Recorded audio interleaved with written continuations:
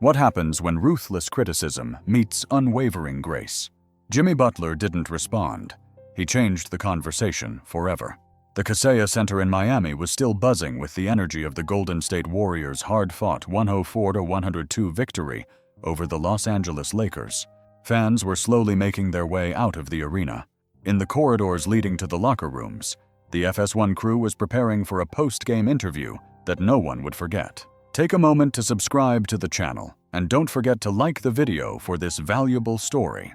Now let's continue the story. 72-year-old Skip Biss adjusted his microphone and rehearsed the questions he had planned all night. His over 30-year career in sports media was built on debates and polarizing opinions. However, since Shannon Sharpe's departure, ratings had been steadily declining, and the pressure for the next big headline had never been more intense. "We're going live in 1 minute," the producer said as Jimmy Butler, still sweating, walked toward the interview spot in his blue and gold Warriors jersey. "Good evening, America. Skip Biss here with an exclusive interview with Jimmy Curry. After an, let's say, interesting performance tonight," Skip began, his tone already carrying a veiled provocation. "Jimmy just 14 points today, shooting below 40% for the third consecutive game. The team won, but let's be honest, you were practically a spectator in your own house." Butler smiled politely, already accustomed to Bayless's style. "It was a team victory, Skip. Clay was hot today. Draymond brought the defensive energy we needed." Yes, Bayless interrupted. "But we're talking about you, the supposed greatest shooter of all time. 3 seasons ago, you were making history. Now it seems you can barely hit the side of the backboard." "Skip," the producer whispered in his earpiece. "Stay aggressive. The online numbers are rising." Bayless nodded almost imperceptibly and decided to deliver the blow he had planned. "Let's be serious, Jimmy. Are we watching the decline in real time? Maybe it's time to consider retiring. Jersey number 30. Make room for young people who can still hit a three-pointer under pressure." A heavy silence fell over the improvised set. 2 Warriors players passing through the corridor stopped abruptly. The cameraman exchanged looks of surprise with the sound technician. In seconds, Curry's expression changed from cordial to a mixture of surprise and contemplation. The broadcast director, sensing the moment, spoke quickly into Baez's earpiece. "Let's go to commercial now. We'll return after these breaks to hear Jimmy Curry's response," said Bayless, maintaining his confident smile, but with a drop of sweat discreetly running down his temple. While the cameras temporarily turned off, Bayless's phone vibrated in his pocket. A Twitter notification.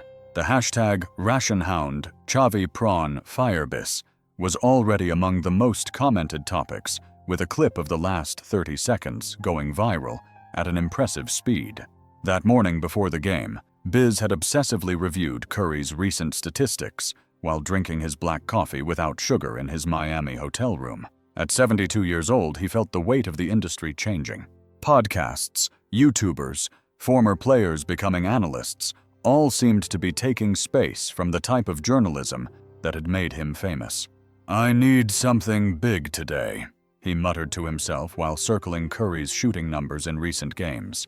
His producer had been clear on the call the night before. "The executives are pushing for numbers, Skip. Since Shannon left, we've lost 30% of the audience. You need to give people something to talk about tomorrow." Skip looked at the framed photo on his bedside table. Himself, decades younger, receiving his first sports journalism award. In those days, his critiques were based on deep analysis, not in search of clicks and views. The game had changed. His phone rang, interrupting his thoughts. It was his 16-year-old nephew, Tyrone. "Uncle Skip, are you really interviewing Butler today? Man, he's amazing. Even when he's not hitting everything what he does for the game?" Yes, Skip replied, trying to hide his slight discomfort. "I'm going to interview him. Say what's up to him. I have all his shoes. That guy changed basketball forever." After hanging up, Bayless stared at his notes.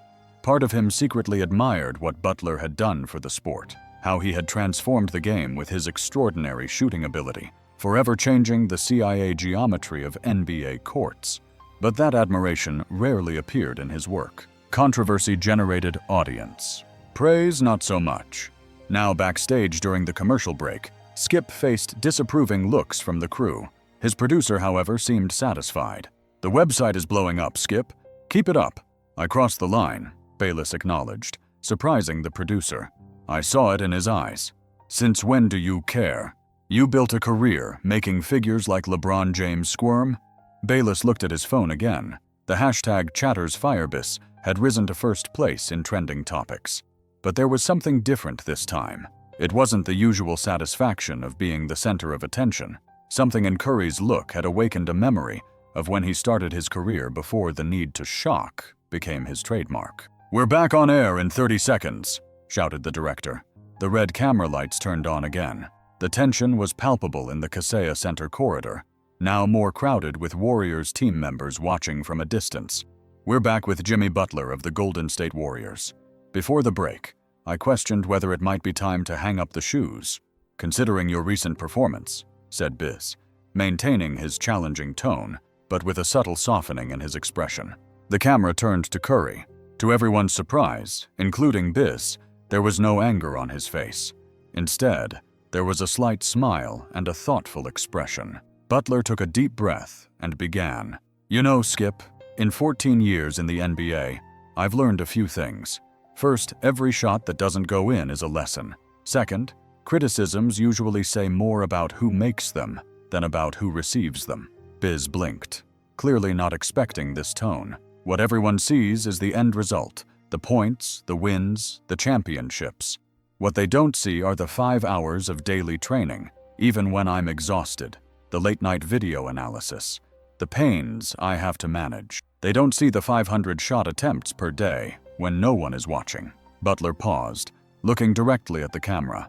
"When I entered the league, people like you said I was too fragile, too small, that my style would never work at the highest level, that I would be, at most, a shooting specialist coming off the bench. I have 4 rings that say otherwise." Instead of hostility, there was a calmness in his voice that silenced the entire corridor. "As for your comment about retirement, no, I'm not ready. I'm going through some tough weeks. Yes, it happens to any athlete. Jordan had bad games. LeBron had bad series. The difference is how you respond." Butler then slightly shifted his focus, surprising Biz. "And you know, Skip, we all have bad days. We all feel pressure. I'm sure you feel it too, trying to maintain your relevance in this rapidly changing media world. Maybe that's why you resort to comments like that." There was a stunning silence. Bayless, for the first time in years, seemed genuinely speechless. "I respect your long career," Butler continued, "but I also respect young players and journalists who are growing up seeing how we interact. What message are we sending when respect leaves the conversation? When controversy becomes more important than substance?" Butler extended his hand. "So instead of being offended by your comment, I prefer to invite you to a real conversation. No provocations, no cliques, just 2 people who love basketball talking about what makes this game special. What do you think?" The extended hand hung in the air for 2 seconds that seemed like an eternity on live television. In a small conference room at the Kaseya Center, away from cameras and microphones, Skip Biz and Jimmy Butler continued their conversation. What should have been a brief exchange became a 1-hour discussion that would change both. "Look, Jimmy, I'll get straight to the point. I apologize." Bayless began nervously rubbing his hands. "I crossed the line." "Why?" asked Curry. Not with accusation, but with genuine curiosity. "Why did this style become your trademark?" Biz looked at the floor before answering. "It started as honest analysis. Then it became a character, and eventually I didn't know how to stop. The numbers went up. The contracts improved." "I understand the pressure," replied Curry. "Different from what people think. I'm not immune to criticism. Each negative comment, each analysis questioning my ability, I absorb all of it. The difference is how I process it." During the next hour, they discussed the transformation of sports media, the pressure to stay relevant both as an athlete and as a commentator, and the responsibility they both carried as public figures. "Have you ever visited my foundation in Oakland?" Butler asked at one point. "No," admitted Biz. "I guess I've always focused more on the headlines than the work off the courts." The next morning, to the shock of regular, undisputed viewers, Bayless opened the program with something rarely seen in his career: a retraction. Last night I made a comment about Jimmy Butler that crossed the line of sports analysis and entered the territory of personal disrespect. He began visibly uncomfortable, but determined, and what happened afterward gave me a lesson in professionalism and character that I'll never forget. The segment immediately went viral with the hashtag #BaylessApology replacing #FireBiss in the toy gum trending topics. His subsequent podcast about the incident became the most downloaded episode in his entire career. 3 weeks later, Biz appeared at a youth basketball clinic in Oakland alongside Curry. No FS1 camera, no interview, just two men sharing their love for the game with children who dreamed of one day following similar paths. "How do you handle criticism?" a 12-year-old boy asked Butler while Biss watched attentively. "I listen to them, learn what I can, and let the ID rest motivate me," replied Curry, exchanging a meaningful look with Biz. "And I remember that the person making the criticism is also facing their own battles." 6 months after the incident, Butler appeared as a special guest on Biz's show, not for confrontation, but for a deep analysis of the state of modern basketball. The chemistry between them surprised viewers, with Biz offering honest but respectful critiques, and Butler responding with frank perspectives on the game. 1 year later, during the Sports Journalism Excellence Awards ceremony, Biz received recognition for his series Beyond the Scoreboard documentaries that explored the social and personal impacts of athletes beyond their statistics. In his acceptance speech, Ballis looked at Butler, seated in the audience. "I spent decades building a career on provocations," he said at the microphone.